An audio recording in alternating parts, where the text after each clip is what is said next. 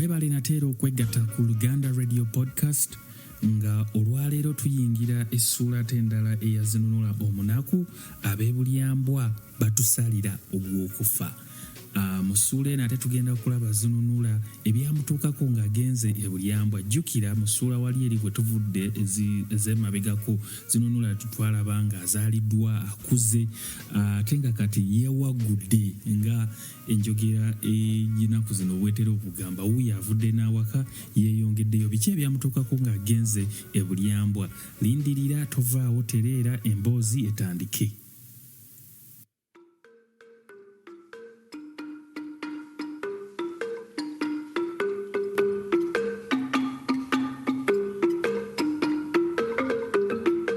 Ab'e Bulyambwa Batusalira Ogwokufa.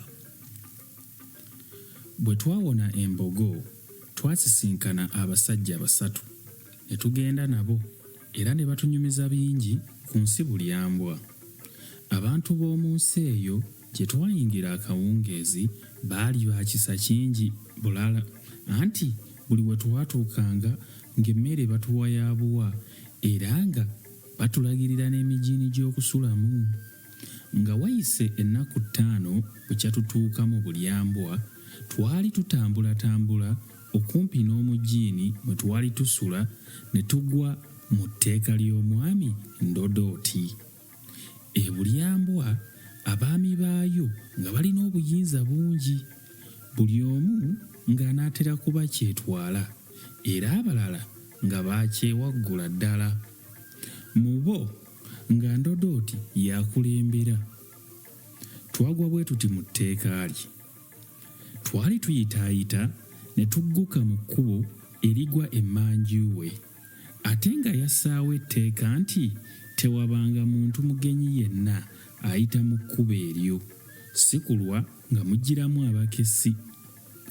Okulikukwatiramu ng'ottibwa buttibwa.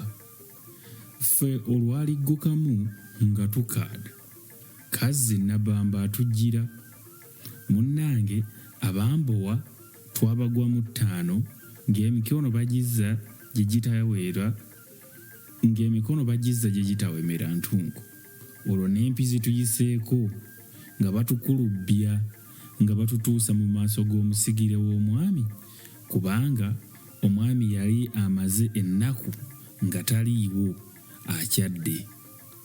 Tetwalwa nga tumuumuunya mu misango yenno nga tubuuza biki ebitalina atusemba. Obujulizi obwasooka bwali bwa mwankwetu ate obwaddirira bwajjula ebigambo bingi lufulubenje ebyatukonjerwa.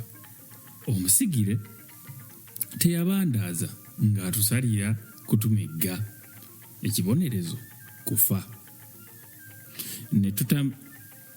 Ne tumanyira ddala ng'obwaffe bugayegaye, ebigere byaffe bitusudde mu matigga.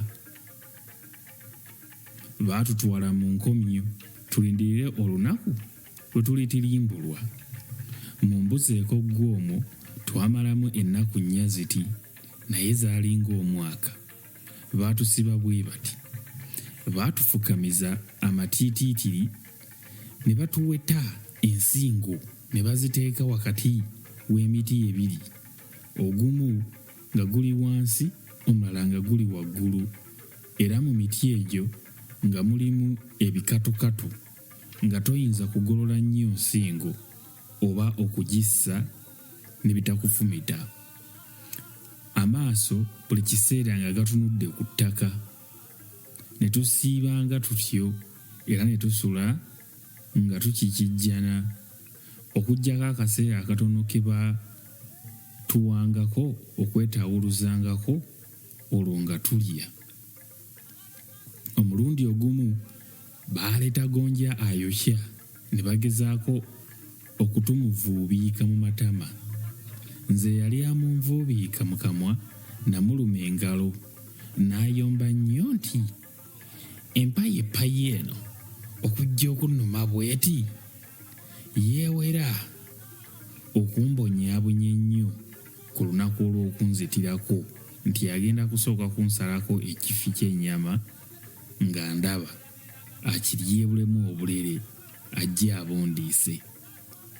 Nze mu kiseera ekyo nali neesiniddwa nga sikyafaayo ku ngeri gye bananzitamu anti mpaawo magombe gaza. Baali baakayisaawo olunaku lumu nga batuyiye olunyata ku bigere olwatusiiyikira omwo ekimomozo ne tujula okufiira omwo ekituyu anti nga toyinza kukuba mulanga. Abambowa ne batakugguunya ebitolima bya mikko nti towogganira mwami. Ne beetyotyogolera ku ffe ne bakamala newankubadde nga ffe tetwabalinaako ndiwo.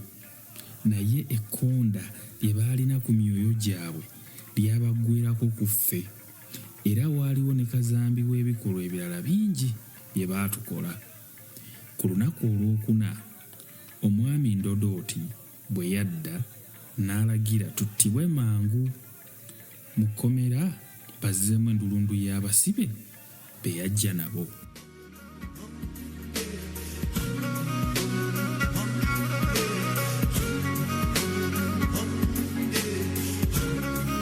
Mwebale nate kuwuliriza kitundu kino Zinunula Omunaku bwe yatuuka e Bulyambwa n'ebyamutuukako nga yakatuuka e Bulyambwa bwe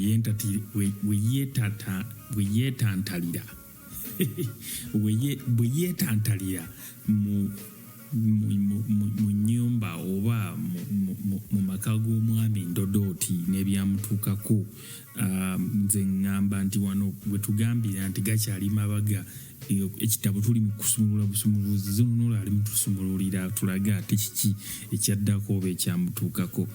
Mu mutwe gaffe okugenda okuddako mu maaso awo okugamba nti kaamulali k'omunaku gwe yansibirira ye yatutaasa okuserengeta emagombe. Kaakati nze ndowooza mu mutwe ogwo tugenda kulaba ate Zinunula amagezi g'akozesa okweyiiya ng'enjogera y'ennaku zino bwegamba okusobola okuva mu mbeera eyali etuuseewo embeera ey'okufa. Omwami Ndodooti gye yali amaze olwedde okusala nti abo battibwe kubanga olwedde yali atuuse oba yali ayingiddewo ate n'abasibe abalala be yali azze nabo. Mwebale nnyo okwekuumira ku Luganda Radio Podcast n'okumpulirizanga buli wiiki nga mbasuulirayo suula ku suula.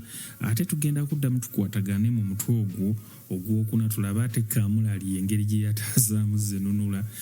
Mwebale nnyo okuwuliriza abantu baffe okumpi n'ewala mwenna abatyuninga ne mujja ne tumuwuliriza obutabo obunene obw'ensoma. Nsigadde ndi Martin Muganzi, Ssaabasajja Kabaka Wangaale era mweraba.